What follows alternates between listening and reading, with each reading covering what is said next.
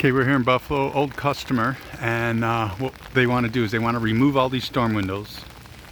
So we've got 2, 4, 6 on the lower, 2 on the side of the porch, 2 on the upper, and then the 2 attic windows we have to probably do from the attic. We might be able to ladder off from this porch now that I'm looking at it.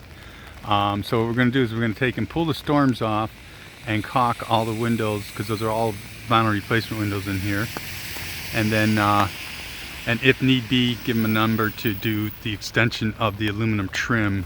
It'll be like a Z-bend that's going to have to cover the old wooden jamb, but that's going to have to be determined once the windows are off.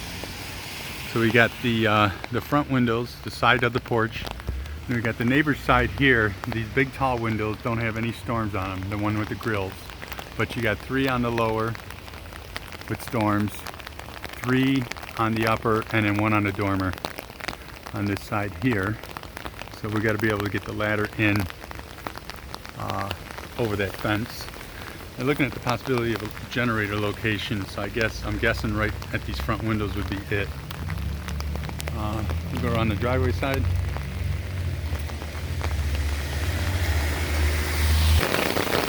Good time for rain. So we got 2 on the porch here, 2 on the lower, and then 3 on the upper here. There is no dormer.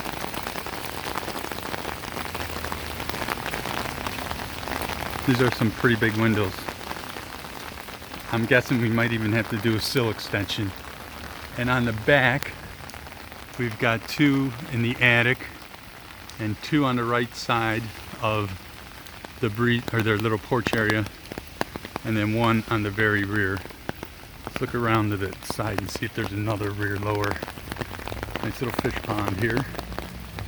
And no, there is no other windows on the side here. So, okay, that's what we got to do.